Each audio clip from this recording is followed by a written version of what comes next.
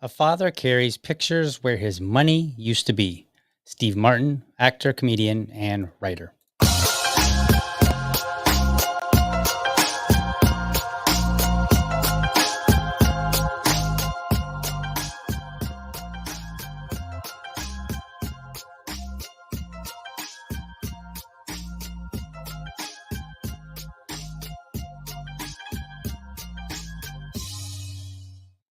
All right. Good morning and welcome to another morning episode of the Liberty Dad podcast, a discussion on politics and culture.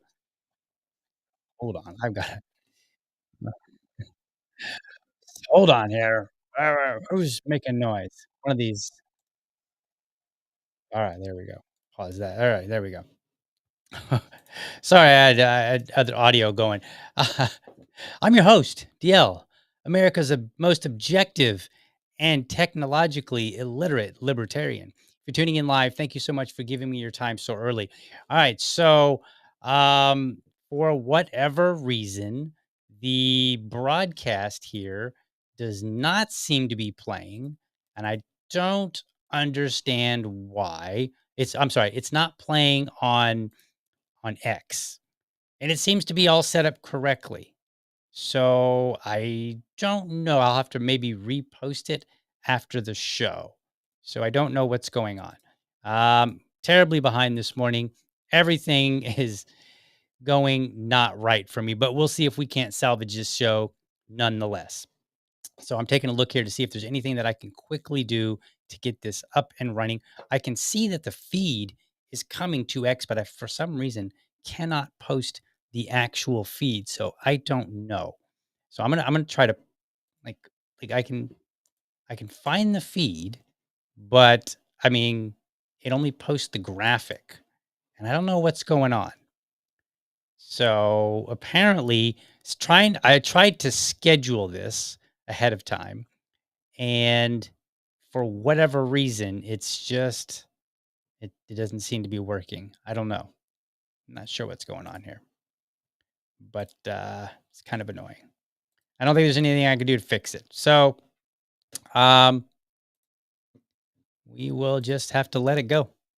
Anyway, all right, we're going to discuss two different stories today. Let's just get into it. We're going to talk about Chris Lewis of Augusta, Georgia. He was arrested for leaving 3 children by themselves in McDonald's. Then we're also going to discuss Abrego Garcia of Beltsville, Maryland, who is arrested and deported to CCOT, that's the Supermax prison in El Salvador. In the first half, we're going to discuss the merits of each case. And then in the second half of the show, we're going to discuss what these stories have to do with each other and what they can tell us about our own society. So that's what we're going to do. Let's start with Chris. Let me move some things around here. So I guess there's no show on X. That's fine. That's fine. They don't want to monetize me anyway. So whatever. Just kidding. Okay, let's pull this up, and we're gonna walk through these stories. We're gonna start with the Chris Lewis story. So let me put this up on the screen here. Let's see here. Do. There we go. That's not the story that I wanted. Let me go back to the story that I wanted. Is that showing up? There we go. That's the story I want. So let's go to the top here. Some things are out of order a little bit, and that's okay. We will get around it. All right. So Georgia dad arrested for leaving young kids at McDonald's to attend job interview. Ex NFL star Antonio Brown vows to help. All right, let's see what we said. What it says here. A Georgia father of three was arrested for leaving his young children unattended at McDonald's to go to a nearby interview. Okay. Doesn't sound bad, right? Chris Lewis, 24, allegedly walked with his three kids from his apartment to the restaurant in Augusta just before 4:30 p.m. on March 22nd, according to the Augusta Press. The youngsters, ages 1, 6, and 10, spent their time alone in the restaurant, which has an indoor play area attached to the dining room. Let's see. There's a picture of Chris. Lewis was seen leaving the fast food joint, returning shortly after to check on his kids before leaving again, a worried customer told police, the outlet reported. Richmond County Sheriff deputies arrived at the restaurant and located the unharmed, unaccompanied minors who remained inside the store until their father returned. Lewis arrived back at the McDonald's just before 6:20 p.m., where police confronted him for leaving his children alone in public. Lewis, who doesn't own a car, told police he left his children behind because he didn't want them to walk back to his home as he went to the interview, the outlet reported. Police waited inside with Lewis until the children's mom arrived to take her kids home. Lewis was arrested and charged with deprivation of a minor. The news of Lewis's arrest got the attention of former Pittsburgh Steelers wide receiver Antonio Brown. Here's what he said. Story caught me by surprise. A dad just trying to find a way to make money for his family. I know he shouldn't just leave his kids, but some people don't have the means for babysitting, etc. Brown wrote on GoFundMe.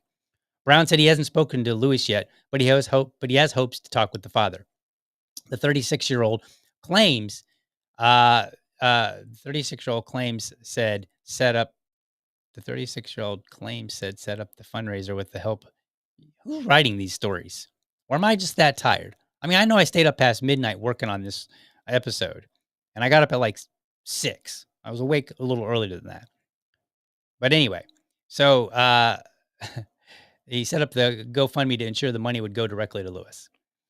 Chris was on the pursuit of happiness, and sometimes people just need help, Brown wrote on X. The father of 6 has donated $1,000 himself.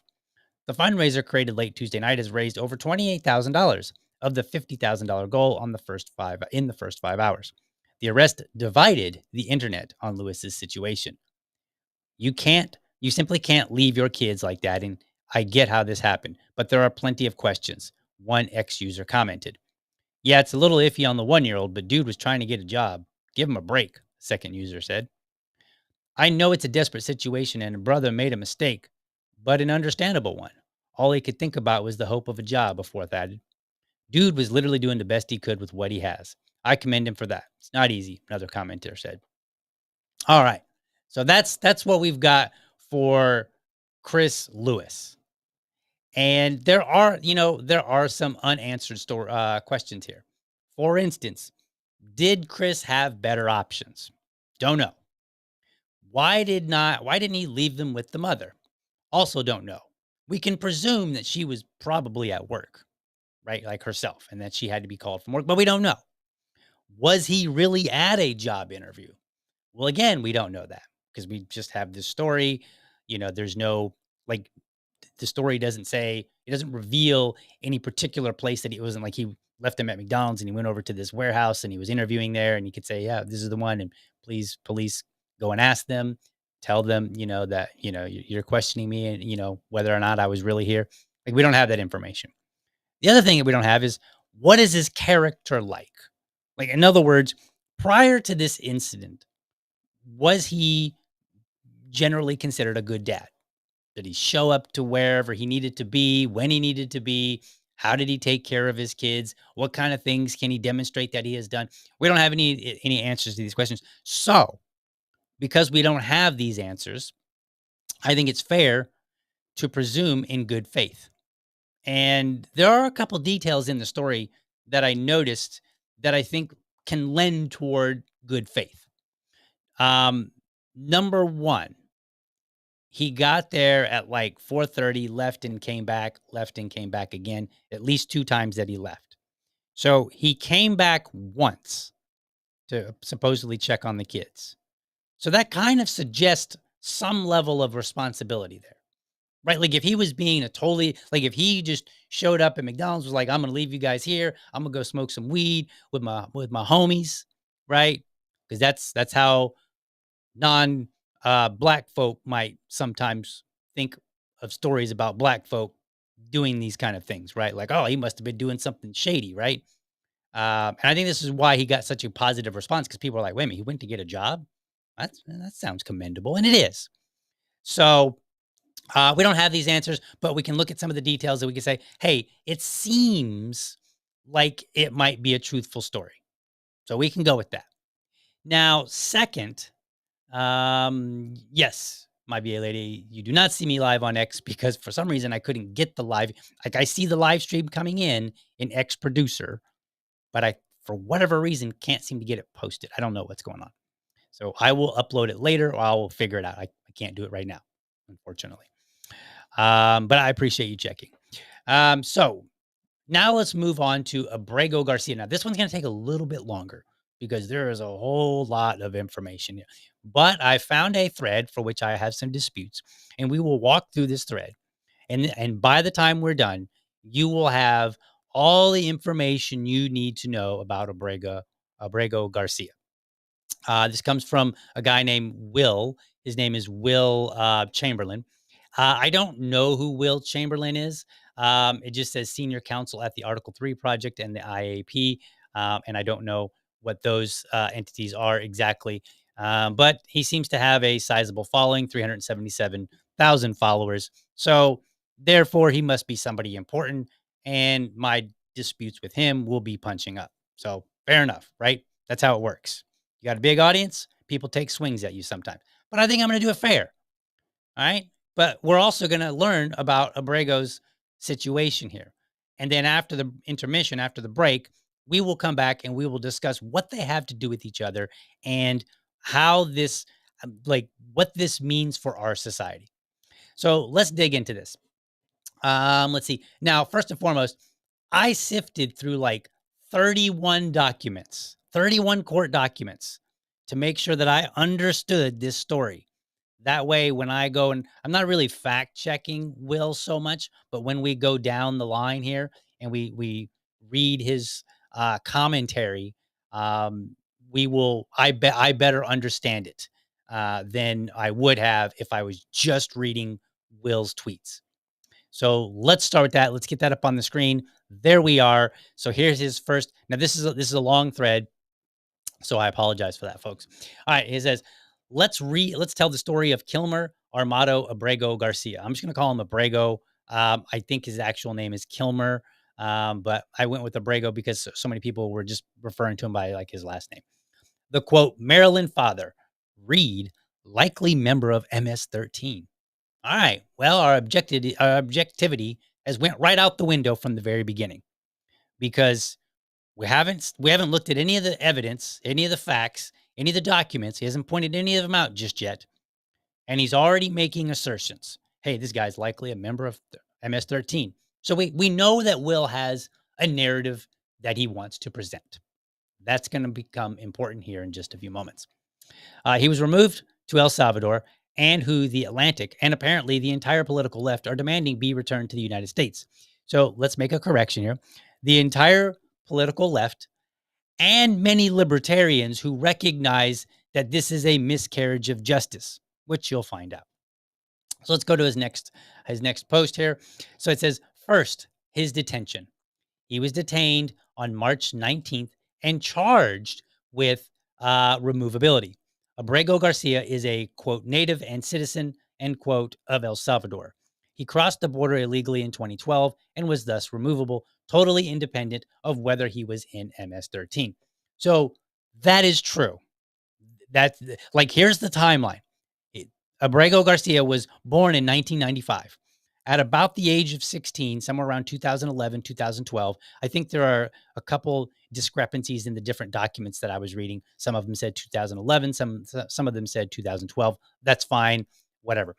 He left for the U.S. In 2016, he met his significant other at about the age of 21. In 2019, he was first detained by authorities at the age of 24. And then in 2025, at the age of roughly about 30, he was deported to El Salvador. That's the highlight of his timeline, of Abrego's timeline. All right, so let's move on to the next item here.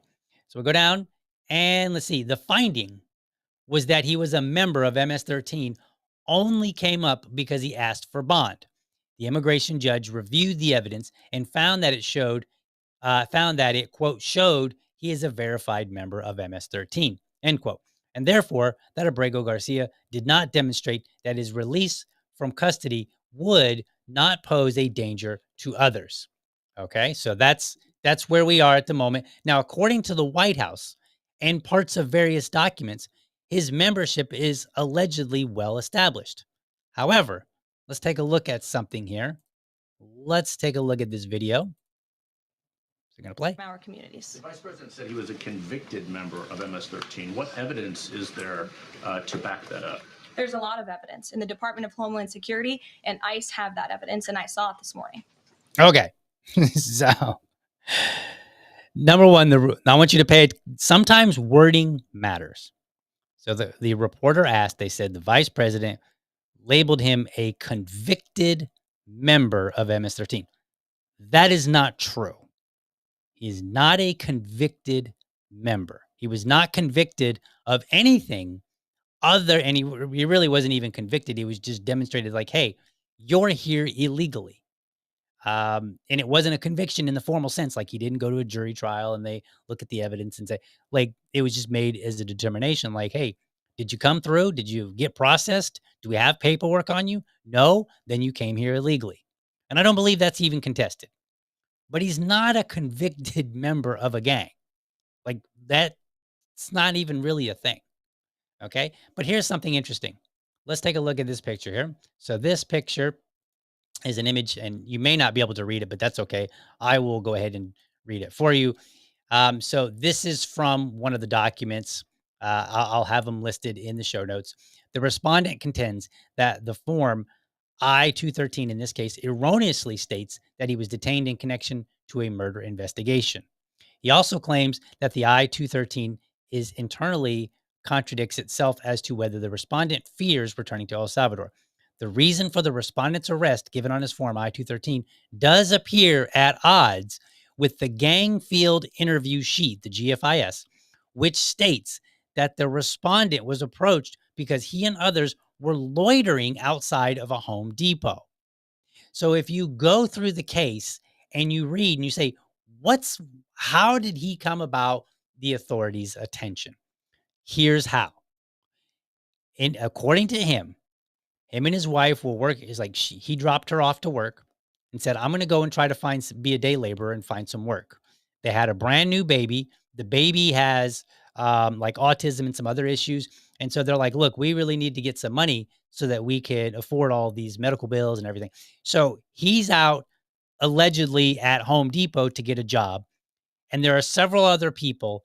And he was detained for loitering.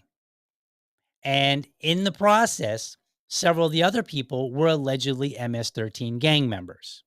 And then an informant later, and we don't have any of the details on the informant, they identified him and said, oh, yeah, he's totally part of MS-13. Here's his rank, blah, blah, blah.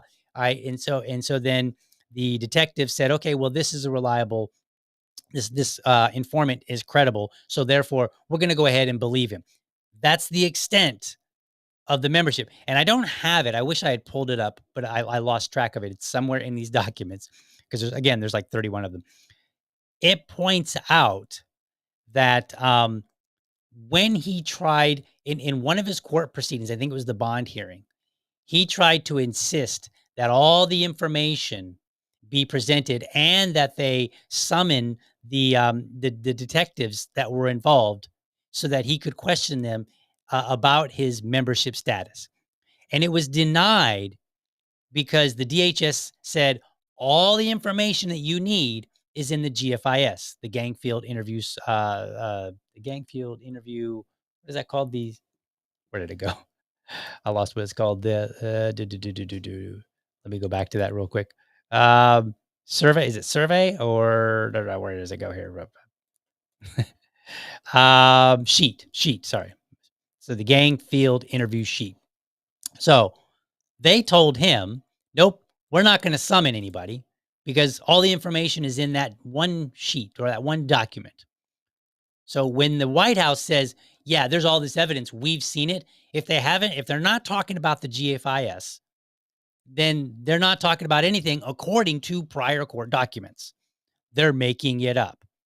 But also, she didn't address this whole issue with convicted MS-13, which is not a thing. So there's question already. Like this membership, which is what a lot of it hinges on, right? Like a lot of the arguments hinge on him being an MS-13 member. So let's continue with Will. Let's see what else Will has to say. So then we go on and he says, the immigration judge found that Abrego Garcia was a flight risk, noting his history of failing to appear for proceedings pertaining to his traffic violations. Thus, on two independent grounds, the judge denied his bond. And then he goes on and says Abrego Garcia appealed to the Board of Immigration Appeals, which affirmed the immigration judge's findings on dangerousness and thus dismissed the appeal. Okay, no disagreement on what happened. Okay, so these are the facts of what happened in 2019. Okay, that's, but it's worth pointing out that failing to appear for traffic violations is quite common in the US because that's what made him a flight risk. Like the judge looked and said, well, you didn't show up to all your traffic violations. You're a flight risk. Now that's wrong, but it's common. And that rarely makes a US citizen a flight risk. So I'd be curious to know, why does it mysteriously make Abrego a flight risk who has 8 years of established living in the United States, no criminal record, right? He has no crimes has he committed, right? Like he's here illegally. And as we discussed yesterday, that is a civil offense, not a criminal offense. Okay. So, like, we're treating him entirely differently than we otherwise would. And on what basis? Well, we don't have that GFIS, so we don't know. Maybe there is more information that would convince me and say, yeah, the judge made the right decision. And it's possible that they heard MS-13 and they go, oh, MS-13, that's a dangerous gang. And he looks like he's Hispanic and he's got a couple tattoos. Like he might be a gang member. And he was in the vicinity of gang members. He wasn't committing any crimes, and we don't seem to have established any other evidence. But hey, that's good enough. So anyway, moving on. Let's see here. Fast forward 6 months with a new tactic. Instead of challenging the finding of removability, Abrego Garcia filed a new claim for 1, asylum, 2, withholding of removal to El Salvador, and 3, protection under Article 3 of the Convention Against Torture.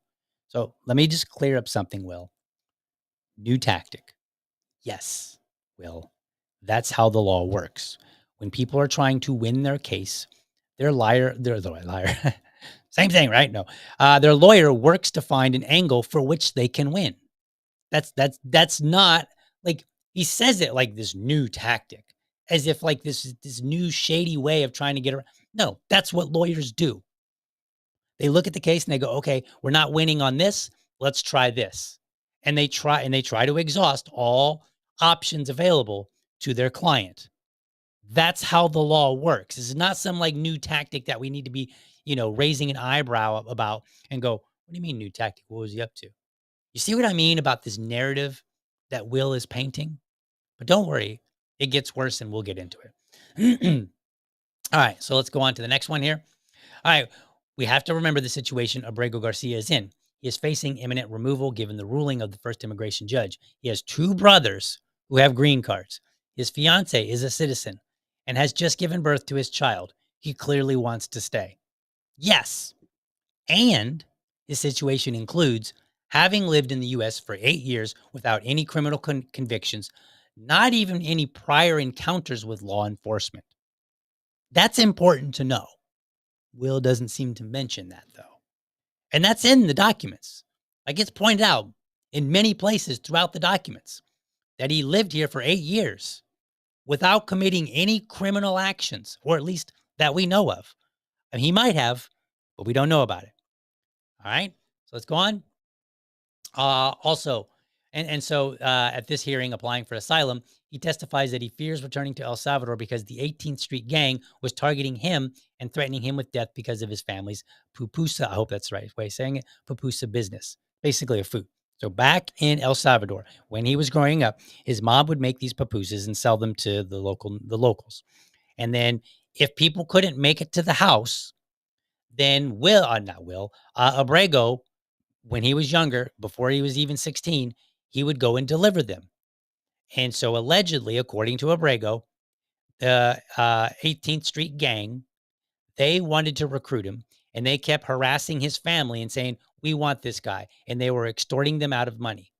And the family moved multiple times to try to avoid the gang, and the gang kept finding him and saying, no, we want him. And they kept threatening his other brothers. His brothers ended up moving to the U.S. because of that. And then eventually Abrego moved to the U.S. to avoid being recruited into the gang. So that's the story that's going on. Okay. So, we'll get to more. So let's see here. Oh yeah. Let's go to the next one. He argued that the gang was extorting his mother, Cecilia, that they threatened to kill him. Of course, they never reported anything to the police. Still, he fears for his life 8 years later. He testified, even though a family had closed down the pupusa business. Okay. So again, I'm just feeling some snark in Will here. Now, consider that the court acknowledged this and indicated that Abrego sufficiently provided evidence to this fact. So let's take a look at that evidence, or what the court said there. So here we go. In the instant matter, the respondent provided credible responses to the questions asked. His testimony was internally consistent, externally consistent with his asylum application and other documents, and appeared free of embellishment, something we cannot say about Will right now. Further, he provided substantial documentation buttressing his claims. Included in this evidence were several affidavits from family members that described the family's pupusa business and the threats by Barrio 18th Street gang, to the various family members, in particular the respondent, over the years. The court finds the respondent credible. This finding is applicable to his other two claims as well, withholding under the Act and cat protection. Okay? So keep in mind here, Will is presenting the facts of the case, but appears to be selectively choosing which facts to present a narrative around. And that narrative is that Abrego is lying and hiding his gang membership. Let's continue on with Will. Let me go back to that here real quick. We're bouncing back and forth here, folks. All right. Despite the convenience of Abrego Garcia's claims now being made 8 years after the fact, while facing imminent removal, and despite the lack of corroborating evidence beyond affidavits from his family, the new immigration judge found Abrego Garcia's account credible. Okay. Will, killing me, Will. You're totally killing me. Yes. When people get into trouble, they have a tendency to put more effort into demonstrating why they shouldn't be punished or why they should receive a lesser punishment. So again, this is not out of the ordinary. Will seems to act like it is by going, this is convenient. It's not convenient, Will. It's normal. Now, I want you to notice that Will puts credible in scare quotes, if you can read it on the screen. You might not be able to see it. Depends on if you're watching on a phone or not. But Will puts credible in scare quotes. Again, pushing this narrative that Abrego is lying. But what Will doesn't put scare quotes around is over any of the negative findings, only the positive ones. Because remember, all this information is coming from the same court documents. Yet somehow Will has decided these ones are credible and they don't need scare quotes. These ones are questionable. They need scare quotes. And you want to talk convenient, Will? It's awful convenient that the parts of this case that you believe happen to be the one that fit the narrative you want, and the parts that you don't believe or you question are the ones that don't fit your narrative. That's pretty convenient for you. And what I might as well say it. It's awful privileged, Will. All right, let's continue on. We got more here. Even after this finding, the new immigration judge could not grant Abrego Garcia's asylum claim. This was obviously time barred. That is a term that's used in the documents. Ergo, Abrego Garcia does not have legal status in the United States. That is absolutely true. So let's see if we got, I believe we have another, let's see here. Is that one? Oh, I must not have. Okay, I must not have added that. So let me see if I can. Let me try to grab that real quick. We can grab it. Do. There we go. Hide that. Bring this over. We're going to adjust it just a wee bit here. Okay. So here's where it says the respondent's application for asylum is time barred without exception. However, he has established past persecution based on a protected ground and the presumption of a well-founded fear of future persecution. DHS has not shown there are changed circumstances in Guatemala. Now, I noticed that they mentioned Guatemala a couple times. I don't know why that's in there because he's coming from El Salvador. That would result in the respondent's life not being threatened or that internal relocation is possible and reasonable under the circumstances. Therefore, the respondent's application for withholding under the act is granted. Finally, his CAT claim fails because he has not shown that he would suffer torture. So a moment ago, Will had mentioned like the three things. He applied for asylum, he applied for withholding, and then he applied for something related to torture. And they said, all right, look, the torture one, you haven't demonstrated that this is going to happen. So yeah, we're denying that one. All right. So that's what happened there. So let's go back to Will here. All right. So Will is correct, though. Let's be very clear about this. Will is absolutely correct. Abrego Garcia does not have legal status, did not have legal status at any time. Okay. Well, yes, that's correct. Yeah. There was no legal status because from 2012 to 2019, he was an undocumented immigrant. Then after he was picked up, then there might be a situation where he had some legal status while he was working through the court system, right? Like, okay, you're here illegally, but we're gonna permit you to stay. But they did well. No. I'm sorry. Take it back. There were 31 documents, folks. I'm sorry. I take it back. No, I don't think at any point he had legal status because they found that, hey, you can be removed. You just can't be removed to El Salvador. That was the catch. All right. So let's go back to Will here. So we're going to go. However, Abrego Garcia was granted a withholding of removal to El Salvador. That's not a legal right to stay in the United States, only a legal right not to be removed to one specific country. Any third country would be sufficient. That is correct. That's what I was trying to get at. Okay. So let's recap this here. He came here in 2011, 2012, somewhere around there, arrested at Home Depot in 2019. He had 1 year to file for asylum, but didn't. And therefore, the immigration judges found that he could not use that. He could not claim asylum. And there were no extenuating circumstances for an extension. Then in 2025, he was deported to El Salvador against a prior ruling. That's, there's no convenient remarks on the Trump administration there, huh, Will? Like nobody's like, hey, awful convenient that the Trump administration, ignored that and just deported him anyway, that they just made an oopsie. It's no big deal. Nobody's saying the Trump administration made an oopsie. Nobody's like, oh man, that's really convenient for you guys. No snide remarks, no snark, just like, here's the facts of the case. Man, this guy's totally not believable, huh? Too bad, so sad. That's Will's attitude. All right, so let's continue. So that's the issue. The United States did indeed make an administrative error that removed him to El Salvador when there was withholding of removal to El Salvador. But that begs the question, could the administration terminate this withholding of removal? This is where we're starting to get into the fun part. All right.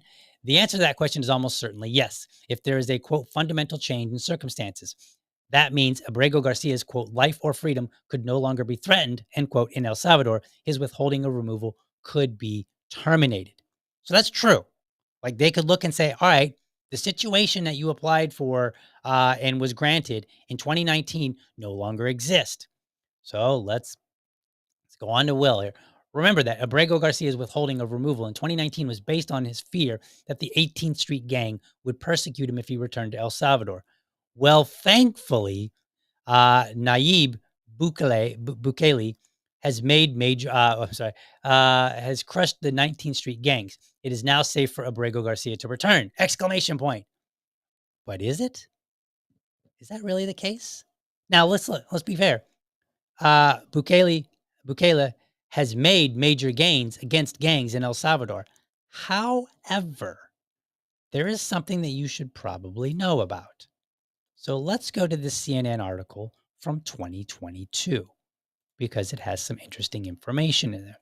It's titled, El Salvador has arrested 2% of its adult population in its war on gangs. Other countries are taking note. I'm not going to read the whole article. I'll just skip down to some of the more pertinent parts. The mano dura or iron fist anti-gang policy appears to be working, with homicide rates falling in the country, according to Tiziano Brita, a Central America expert on the at the crisis group. Okay, so it's true there. Before Bukele's crackdown, an estimated 70,000 active gang members across the country made it virtually impossible for politicians and state officials to avoid engaging with them if they wished to, among other things, carry out an election campaign or provide services in poor neighborhoods, according to a report by the crisis group.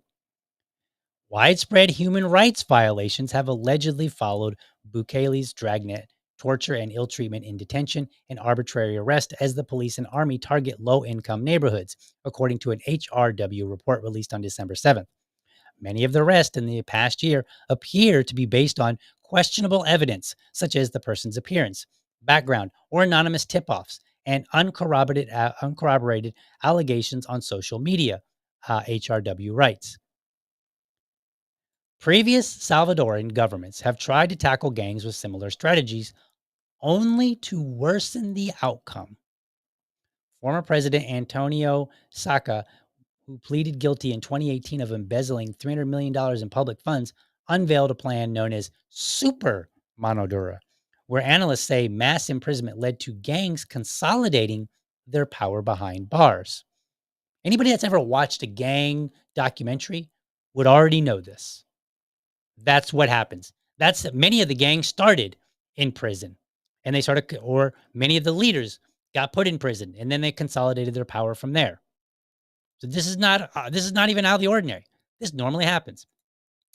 Critical journalists and civil society members were allegedly targeted by his administration, and in 2020, he sent armed troops into Congress as he demanded that lawmakers approve his plan to secure a loan to tackle gang violence.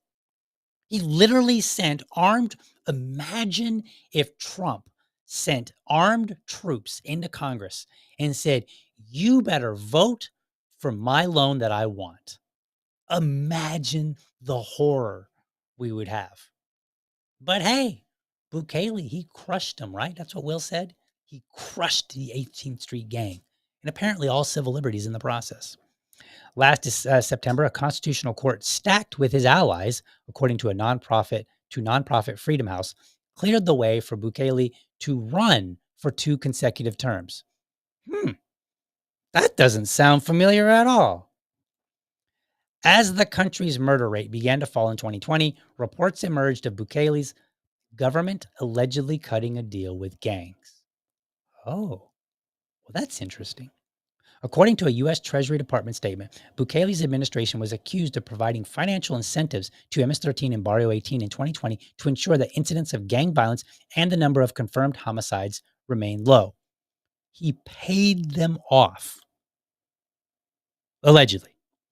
Right now, these are non-governmental entities, right? Organizations, these NGOs that are out there. They're documenting this, and then you got journalists and other people that are like, yo, we're being persecuted by this guy and we're not even gang members because we're reporting and saying that what he's doing to win the war against gangs is terrible. Bukele's government has denied the allegations, with Bukele describing it on Twitter as an obvious lie. Well, Bukele, it's not obvious to me. one way or other. Just saying. Not obvious. Continuing on here, let's go down a little bit. El Salvador now has the perfect conditions for recruiting new gang members. Papier adds, people with no connection to gangs are getting arrested, are in prisons, and are completely deprived of their livelihoods. That is the perfect kind of person to recruit. It's interesting. So, in other words, the jury is out on success when it comes to Bukele and what he's doing, right? And there's reason to believe that A, Bukele will persecute Abrego through his policies. Remember, Abrego is the claim is that he's MS-13, but it's questionable. There's an argument to be made that maybe he's not. And B, the gangs may come back later even worse than they were before Bukele took them down. So Will doesn't seem to mention that.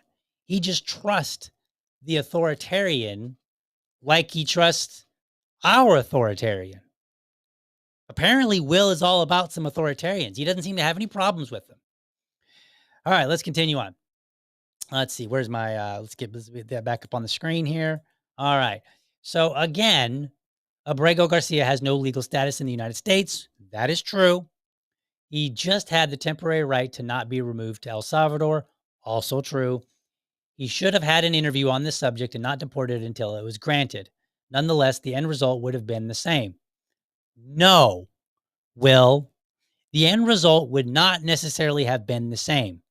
If Abrego could not be deported to El Salvador and the Trump administration followed that one single ruling, he would not be in a supermax third world prison with some of the most violent people and worst conditions in the world for, hold on, let me check my notes. Let me look at my notes here. Oh, yeah. For not filing paperwork and speeding. That's what we sent him to a supermax prison for. Not filing paperwork. Like I said yesterday on the show, you find a gang member, Trinidad Agua, MS-13, you find them and you know that they've committed a heinous crime, they've murdered somebody, they've raped somebody, they've done some terrible crime, get rid of them. Send them to a supermax prison. I'm good with it. Have no issue. Give them their due process so that we're not sending the wrong person, so that the person that goes there deserves to go there. Nobody in the world deserves to go to a prison like that over paperwork and some traffic citations, presumably speeding, right? Presumably, because he wasn't arrested. No, the end result would not have been the same, Will, you privileged ass jackass. All right, let's calm down, Goose Fraba. Points to anybody that gets the reference. All right, a number of left-wing commentators have been getting basic things wrong. Tim ODC calls Abrego Garcia a legal resident. Wrong. Abrego Garcia's asylum claim was denied. He was a removable alien. That is true. That's true. Not a legal resident. Even the lawyer doesn't contest this. Abrego's lawyer. Okay. Podcaster John Favs and Grok apparently believe there is no evidence that Abrego Garcia is a member of MS-13. Wrong. Both the original immigration judge and the Board of Immigration Appeals found there was sufficient evidence of such to render him a danger to the public. Okay. I'm trying to clear this up for you, Will, because you seem to not understand what these things mean. We do not have evidence of Abrego's alleged MS-13 membership. We have a court document that says we have seen this evidence and find it sufficiently credible. We don't know what this evidence is. We haven't seen it. I saw 31 documents and nowhere in there was the GFIS. Nowhere in there was the testimony from the informant. Right? It's not there. We don't have that. We don't have the evidence. That doesn't mean it doesn't exist. That just means we don't have it to verify and say, yep, the government got it right. We don't have that. We got all this other evidence. You know, we've got court documents from back in 2019. We've got tons of court documents now, but we don't have that information. And according to the court documents, In his bond hearing, he tried to seek having the arresting detectives summoned so that they could be questioned. And the government said, no, everything's in the GFIS. That's what they said. It's in there. That's all the information we have. And so the government said, yeah, there's no reason to summon the guy. And maybe that's a legitimate response. I don't know. But what I do know is that I have not been able to look for myself and say, oh, wow, that's pretty strong evidence. What I have is testimony about the evidence. That's not evidence. Will, get your facts straight. Let's continue. This from David Beer is incredibly misleading. Abrego Garcia had a legal right not to be deported to El Salvador out of a 2019 era fear that he would be persecuted by the 18th Street Gang. Bukele, as discussed, crushed that gang. No, Will, facts are wrong. It appears that he's beating the gangs, but there's evidence that he's acting in some ways with the gangs and in other ways as bad as the gangs. And there's evidence that suggests that it could come back worse. So no, it's not just necessarily safe. That's not how safety works. You can't look at it and say, oh, the man's safe. And for starters, we didn't even deport him to El Salvador. I mean, we did, technically, right? What we did was we sent him to a supermax prison, right? So Will is arguing something that didn't even happen. He didn't get deported to the country like, oh, okay, you're back in your country, go about your life. Maybe your mom will start a Purpose business again, and then you can do deliveries, and that's how you'll make your living. That's not what happened. So let's be clear. He was not deported in the sense that he was just sent back home to live there. He was sent to a super max prison, again, for paperwork and speeding, most likely. That's a big deal. All right, let's see here. One final point. Let's be real about this. Abrego Garcia and his family were likely lying about the threats to his safety. And he only came up with the story about his mom's pupusa business after he had been denied bail. This guy crossed the border illegally in 2012 by his own admission. No disagreement there. He never gained legal status. No disagreement. He was finally detained in 2019, correct, and found removable, also correct. He came up with a sob story to delay his deportation.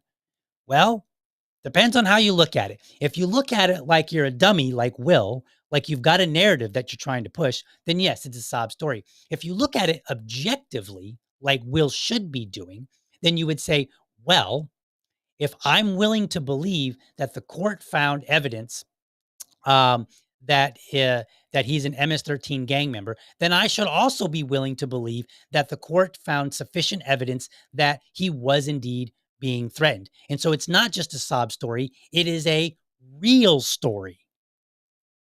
But Will is picking and choosing. Now, I'm not doing the opposite. I'm saying I haven't seen the evidence, so I can't verify it. Based on what I've seen, I'm kind of doubtful. That's what I'm saying. But it might be there. There might be evidence that we just haven't seen in the 31 documents that we have access to. Let's continue. Let's see. Even if he were telling the truth, he should have had his withholding of removal removed as early as 2022 once Bukele had crushed the 18th Street Gang. No, not necessarily. Because again, we have evidence that perhaps Bukele is himself not acting in good faith with his citizens. Now, he has a high approval rating because a lot of the citizens might have determined that, hey, the leisures that he's taken with our civil liberties are less problematic than the gangs that we have to deal with. But again, we're not talking about them. We're talking about Abrego Garcia. If Abrego Garcia goes back, now that the U.S. has made a big deal and said this dude's MS-13, because I don't know if you know this, maybe Will knows this, maybe he doesn't. MS-13 and Barrio 18, they're rival gangs. So now that the U.S. has identified and said, we've confirmed this man is MS-13 and send him back to where he was being harassed by a rival gang before he was supposedly in this gang, now his situation could be even worse. And it's even worse now that he got sent to a supermax prison, right? But sorry, Will, I don't see you mentioning any of this. He has no right to be in this country. That is true. He crossed our border illegally. Also true. And he's been residing in this country illegally for almost 12 years. That is true. Totally independent of whether or not he's MS-13, which he likely is. See, again with this narrative, Will is not being forthright. In fact, I'll just say, Will is deliberately lying. Why? Why would I say that?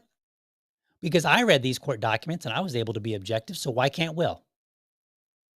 He's lying. He's lying, and Abrego is not. Because the same court documents that Will is just so certain makes him MS-13 also say his sob story is true, Will. So get your act together, Will. You're being a terrible American. Maybe we should deport you and just be like, yeah, the court said so. I believe the court. I believe all the things the court said that are negative about you. Anything positive, that's questionable. How about we do that, Will? Wouldn't that be fun? Send your ass to a third world max prison. Right? Now, look, I want to be clear about something. I'm not being sympathetic in the context of like, I'm a bleeding heart. It's not me. Again, if this guy's a bad dude, get rid of him. I said yesterday, I've said it before, and I will continue to say it. And we will talk more about this after the intermission here, after the break. I want a society where people come here and contribute. I'm not so worried about your failure to make paperwork. That's not a criminal thing, right? Like, you may be violating the law, but when I think of crimes, I think of like stealing, hurting people, those kind of things, the major things that people work hard to accomplish, to achieve, to get, to be, right? And then you violate those kind of people, get rid of them. But if you're here and your worst crime is that you were speeding and you didn't fill out paperwork, man, aren't you an American? I mean, I've been speeding. I've failed to fill out paperwork. I've done all those things. You probably have too. All right, let me take some comments here. I know we're running way late today. Let's take some comments and then we'll see. Let's see here.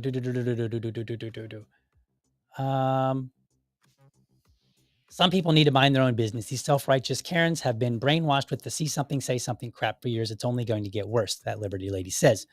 Absolutely correct. Yes. Let's see. I don't see any other comments. So we can get right on out of here. And oh, wait a minute. What's this? There's a weird comment in there about, I don't know. I think there's a spammer in here. Anyway, we'll be back in a moment.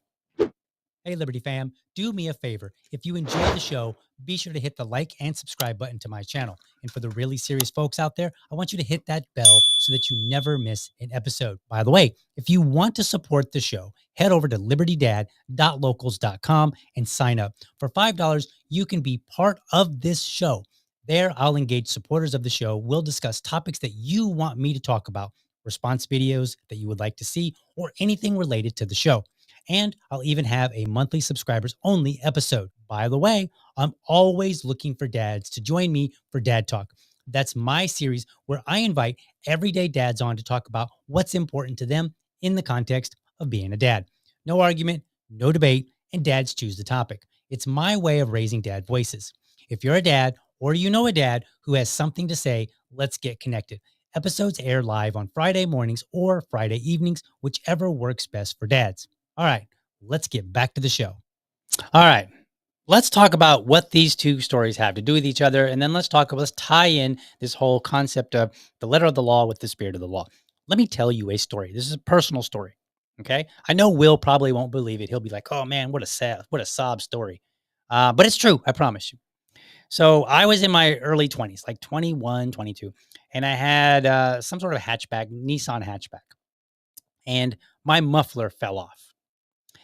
And when your muffler falls off, basically your car is really, really loud, like crazy loud.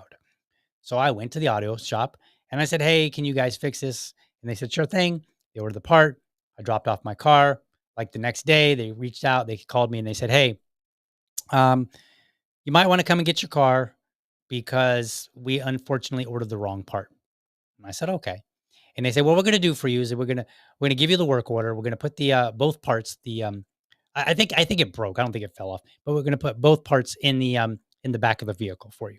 And you just hold on to them. And then when the new part comes in, the correct part, the correctly sized part, we'll let you know. Then you can bring the car back and we'll get it taken care of.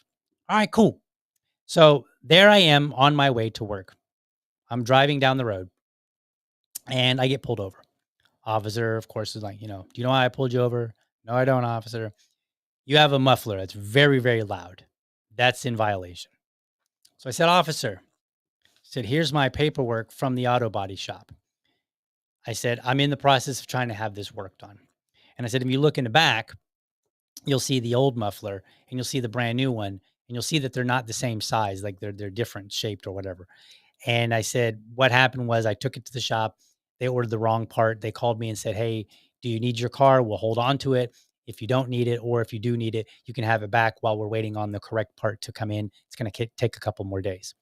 And so I went and I got my car because, officer, I need to be able to go to work.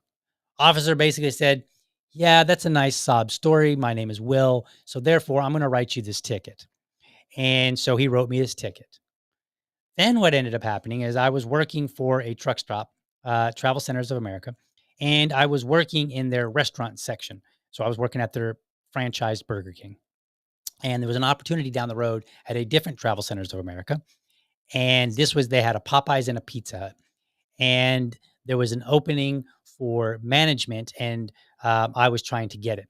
And at the time, I didn't have any management experience that I could call upon, but I had a fair amount of restaurant management available that I could call upon and say, hey, look, I've at least demonstrated that I'm familiar with the restaurant business.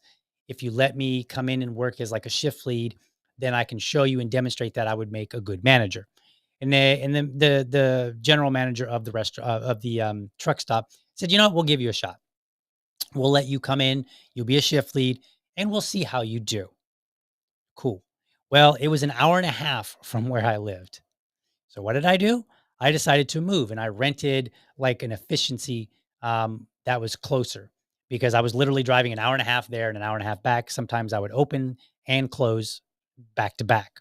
And so I was afraid that while I'm trying to show that, yes, I could do the job, that I might mess up and like be late or not show up on time, something like that, be like very late, not like a couple minutes late, but like oversleep or something, because I'm literally driving 3 hours every day to go to this job to try to get a management job.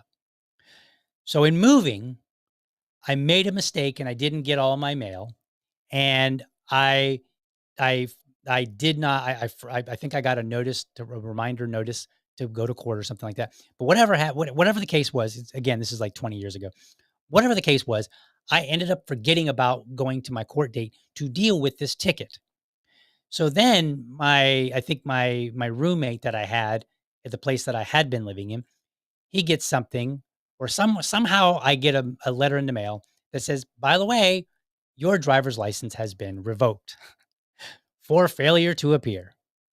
And so I didn't show up to my traffic citation appointment because I was busy trying to work.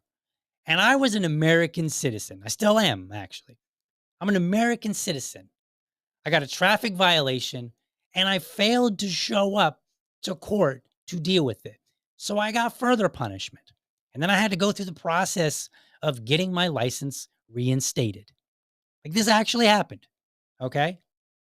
So when somebody like Abrego, who has no criminal history, tells me, hey, uh, like, here's my story. I screwed up. Yeah, I should have went. I didn't realize for whatever reason, or maybe I forgot, whatever, right? I ignored it, whatever the case. I was afraid to go. Okay, well, fine. Like, there are any number of reasons for which he did not attend. And maybe he doesn't want to tell us, like, hey, I was afraid to go because I knew I was illegal and I didn't know how to handle the process. Like that makes sense. He did come here when he was 16. 16. You expect a 16-year-old to know the laws? I know 30-year-olds and 40-year-olds who don't know the law. Now, I get it. Courts have ruled that ignorance of the law is no excuse. That's for the courts. I'm a person. This is the court of public opinion. We operate a little differently. We should still be objective. However, we should also make sure that we consider things that maybe a court of law won't consider. Why is that? Well, one, if you're judged by a jury of peers, that might lead to nullification, right? There are reasons why the court of public opinion may want to come to a different conclusion based on information that the legal courts would not do, right? So there is rationale for this. So when I look at the story, I'm like, wow, that sounds like a story that many Americans have been through. I would know because I'm one of those Americans. Now let's go back to this other dad, Chris Lewis. He's in Augusta, Georgia. He's 24. I saw one interesting comment.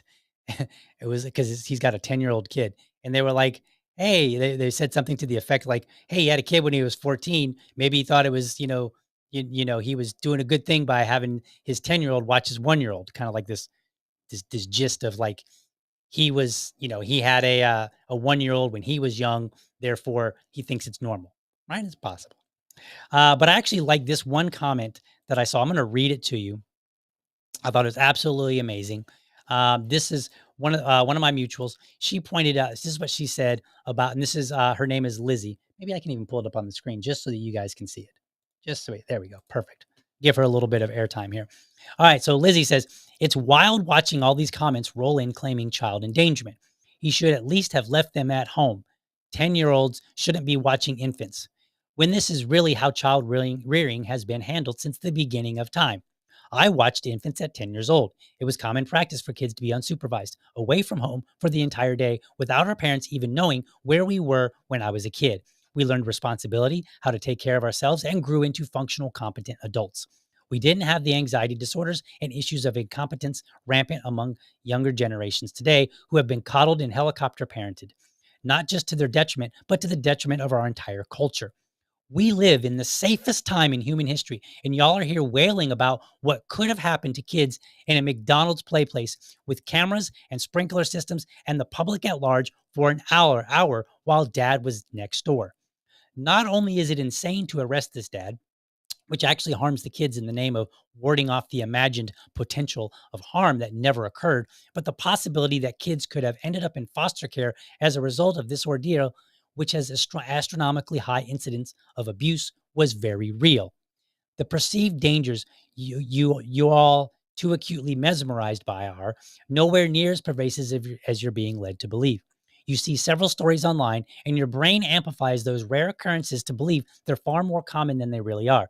Get off your screens, go outside, talk to real people, let your kids experience real responsibility and agency, or we'll just continue circling the drain with increasingly incompetent generation after generation of coddled, scared, and anxiety throttled and medicated adults. Holy wow. Did Lizzie nail it? She absolutely nailed it on this story. That is exactly 100% true. I agree with every absolute word of that.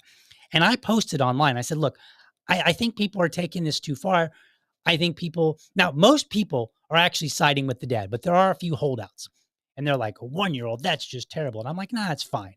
And somebody came back and they were like, dude, I was a 90s kid too. I'm Gen X and it's not fine. And I'm like, no, it is fine because I had plenty of experiences growing up. My brother or my sister is 6 years younger than me. My brother is 12 years younger than me. That means I was 12, not quite 10, a little older, but I was 12 when he was born, and I helped take care of him. And sometimes I did get left home with him, right? What's the difference between being left at home and being left at McDonald's? Well, I can tell you one difference that Lizzie kind of pointed out. We didn't have any fire sprinklers there. So if there was a fire in the house, I could have been in big, I could have had big problems, as many other kids who have watched their siblings at home, right? There's maybe the neighbor's home that I could run to and ask for help if something happens. But at McDonald's, you have employees and you have plenty of people who would probably more than willingly be willing to help a child that's in need. Hey, my dad went to an interview. He's not here right now, and my little brother or sister got hurt. Can you help me? Which adult is not going to do that? Or do we really believe that our society is one where adults will be like, your dad's at an interview, he's not here? Come here, little kid. You want some candy? I got a nice white van outside. Is that what we really believe? No, I think Lizzie's correct. We see one or two stories and then we blow that up. It's what we call the libs of TikTok effect, right? You watch libs of TikTok videos and you watch them long enough and you think that every elementary teacher out there is some sort of crazy trans queer activist who's gunning for your children to try to trans them. That's what people believe because they watch a few videos, forgetting that there are millions of teachers out there. And yeah, there's some crazy ones. There always have been. I had crazy ones who had nothing to do with the gender queer, right? Like that wasn't a thing when I was growing up, but we still had crazy teachers. There always will be crazy teachers. There'll always be crazy people. Now, about this dad, here's the thing. When I was growing up, it was very common for kids to have a lot of autonomy, even at a young age. When I was in second grade, living in Las Vegas, Nevada, I would walk, I think it was about a half a mile, maybe three-quarters of a mile. I don't think it was quite a mile to school by myself in second grade. Okay. And in second grade, if you want to look it up, I lived in the vicinity of Hallie Hewitson Elementary School. So go look it up. If you think I'm lying, Will. So, because it's not a sob story. This is a fun story, actually. So one day, and I was people that know me know I'm a relatively small guy. I'm 5'3". I weigh a whole whopping 120 pounds. I've always been a small fella. So when I was in second grade, I would walk to school and come home by myself. Sometimes my mom wouldn't be home. My dad wouldn't be home. They would be at work and I would have to take care of myself in second grade. So one day, for whatever reason, I stopped at a neighbor's house, like several doors down. Now, this particular neighbor was not familiar with my family. The immediate neighbor was. So I stop and I'm like talking to her. And I was a compulsive liar at the time. Like I would just make up lies just for the fun of it. So I told this woman when I was in second grade, back in like this would have been the 80s, I think. Yeah, I think it would have been the 80s. So I told this woman that I was in kindergarten and that I was out of school because I only went to school for half a year, which actually was a thing. I don't know if it still is now or not, but I only went to school for half a year. We're not even talking like the 9 months and 3 months off. We're talking about literally like a half a year. And the woman believed me. And I said something like, I would like to have a Kool-Aid stand. And she said, well, I'll help you make one. So we went to the store, we bought Kool-Aid, we came back, she's setting up a table, we have our Kool-Aid, this is a neighbor who doesn't even know me. We're setting up a Kool-Aid stand. We're getting ready to make some money, right? I'm an entrepreneur in second grade. And then my immediate neighbor drives by and she stops and she talks to the woman. And she's like, yeah, no, he is not in kindergarten. He's in second grade and he's supposed to be at school right now. So she took me home and I think she had a key to her house and she let me in, or maybe I stayed at her house. I don't remember. But anyway, so she took me home and then called my mother because she knew my mom and she knew me, right? This is the kind of life that I lived. Now, is that a good thing that second graders are out convincing neighbors who don't know them or their family to help them skip school? They don't know how to skip school, but help them skip school and make a Kool-Aid stand? No, that's not a good thing, Karen Will. But it was a thing. And I've got stories upon stories upon stories. But here's the thing. My story with the Nissan with the muffler, that was an example of the officer following the letter of the law, not the spirit of the law. What's the spirit of the law? The spirit of the law is that, hey, we don't want people just driving around with noisy cars, disrupting the peaceful neighborhoods. That's the spirit. That's what we want. We just want people to be good people. And sometimes people act bad, right? And so we put it, whether you agree with the law or not, that's the purpose of it, right? But in this particular case, I demonstrated that I was exactly that person that was trying to keep the peace, that was trying not to annoy my fellow man. And the officer disregarded and said, yeah, the law is the law, and just sent me on my way. And then my own mistakes built up, and then I had some problems. Luckily, I didn't get deported to El Salvador. I did go there when I was 17. story for another day. So I think that this dad here who was arrested for deprivation of a minor, I think that this was the letter of the law, not the spirit of the law. Now, we don't know all the details. It could be that he went and he was having fun with his buddies, right? But based on the facts that we have access to, I'm looking at this and I'm saying, here's what should have happened. A nearby person should have questioned and said, hey, wait a minute, why does his dad keep leaving and coming back? And these kids are all by themselves. That's fair. I have no issue with that. So they can reach out to the management and say, hey, I think there's some kids over there and their dad seems to be leaving them. I don't know what's going on. And then the employees can say, well, let's call the police because we don't know. At this point, nobody knows what's going on. Nobody's talked to the dad. They don't know what he's up to. They don't know if he's out selling drugs, or out with some prostitute or something like, doing something nefarious, or whatever. We don't know what he's doing. Right. So it's fair. Call the police. Police come. And once they confront the dad and the dad says, oh man, I was just trying to go to an interview so I could get a job. And I didn't want my kids to be home alone. And I thought this was a better place, because the house has a lot of dangers and there's no people there. There's no fire sprinklers, all these other things that Lizzie mentioned. Like, yeah, they aren't there. They don't exist. I felt this place was a little bit safer than my home. And I definitely didn't want them walking home because it's too far, right? I decided to take them out to McDonald's with what little money I have. I'm embellishing a little bit here, right? We don't know. But like the dad could tell his story and the officer could say, okay, let's try to verify at least one fact of this. Let's see if you were really at your job. Where were you? Oh, you were at Fred's muffler service, getting ready to work on a muffler for a DL when the part comes in, like, hoping to be, the new employee there. Let's call him up. Hey, I'm Officer Jones here. There's no problem. I just want to verify for that a guy came to your place seeking employment. He's not in trouble. We're just verifying because we're doing an investigation and we happen to stop and chat with him, and we just want to verify and make sure that he is not somebody that we should suspect of a crime. Like, you could do that, right? And you could play it cool so that the employer doesn't get alerted and freaked out, and the employer could be like, yes, Chris Lewis was actually just here, and they could talk about whatever. Okay, great. Thank you so much.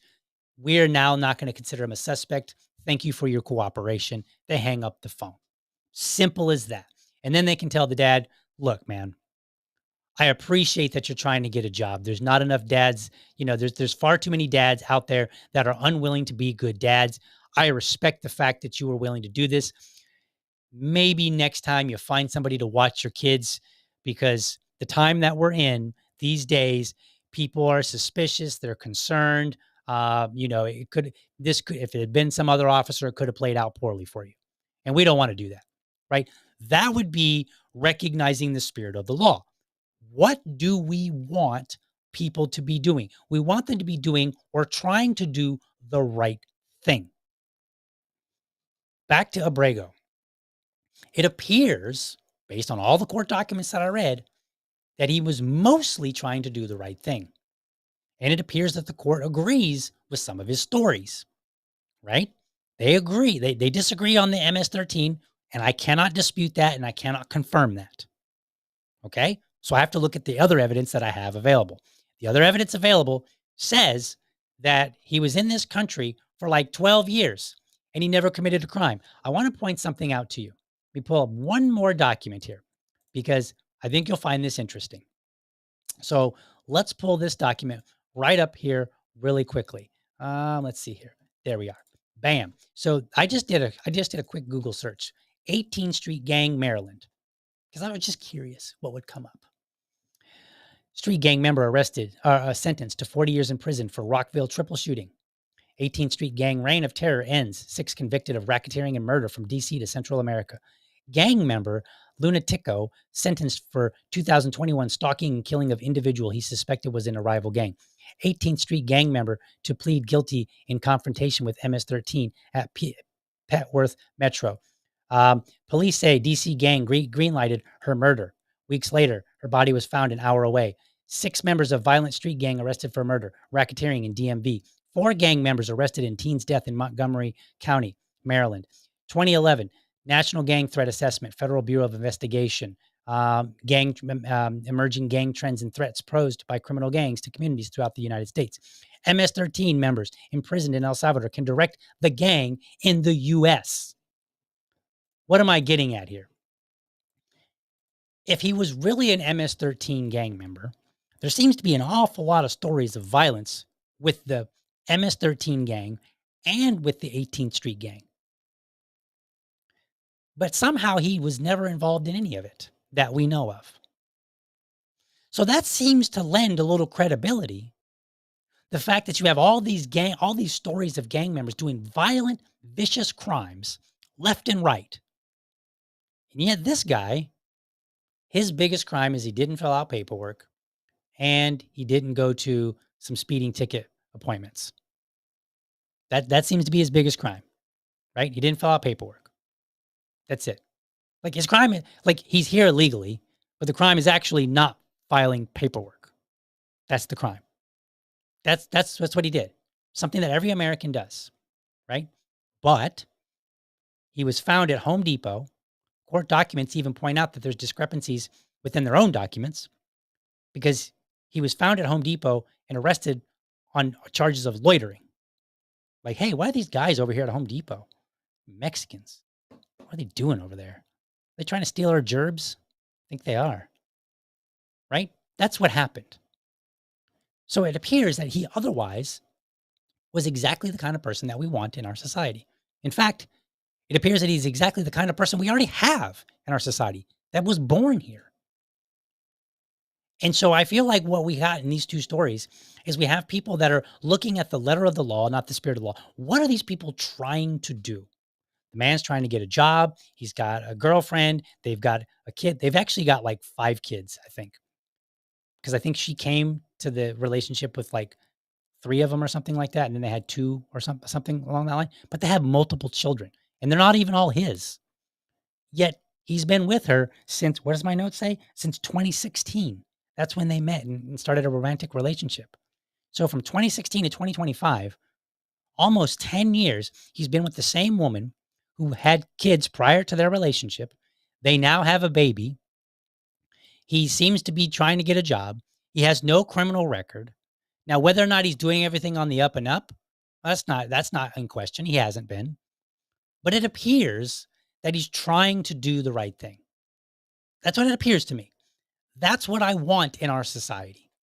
I want a society where people try to do the right thing. And if they get it wrong, it's not that we got to be a bleeding heart. We just got to look and say, what is the spirit of the law before we throw the book at you? Are you violating the spirit of the law? Is there a good reason to really nail you hard? Should we arrest you and put you at potential danger of losing your children because you are trying to get a goddamn job? Really? That's the America we are? We're the America that says, oh, you didn't fill out paperwork? You damn illegal. Why don't we just send you to a supermax prison? Really? Hey, America, which one of you would like to be sent to prison? Let's just go with an American one, a little bit nicer than El Salvador. Which one of you want to be sent to a prison because you didn't fill out paperwork? Because you screwed up and didn't show up for whatever reason to your hearing over a traffic ticket. How many of you want your brother or your sister being sent for that? None of you. That's how many. None of you, unless you hate your family. But nobody wants that. We don't want that for Americans. And I don't want that for would-be Americans. What I want, again, you don't have to be a bleeding heart. You don't have to be like, oh man, this sob story, I'm so sad. It brings a tear to my eye. And you know what? Just go. It's okay. No, we just got to look at it and say, what are you doing, man? Are you even trying to be the kind of person that we want? You are? Great. This is an opportunity for leniency. We're gonna be lenient here because we see what you're trying to do. And maybe we'll even help you out.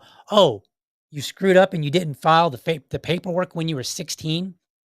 And then after a while, maybe when you're and I'm speculating at this point, after you become adult, you realize, hey, I've really screwed up. I better not go. Because I think about it. You come over here 16, Do you know a lot of responsible 16-year-olds that are going to rush to the government and be like, I got to fill out my asylum paperwork because if I don't do it within 1 year, why I could be sent back? Like many might, but it wouldn't be out of the ordinary to say a 16-year-old failed to do something responsible. Hello, that's every 16-year-old in this country. I did plenty of that. So I'm not going to necessarily ding him for that. What I want to know, again, did he have any criminal record? Do we have any evidence of actual crimes? And what is the evidence that he's part of a gang? Is it good evidence or is it garbage evidence? Because let's not pretend that our legal system hasn't convicted people on garbage evidence.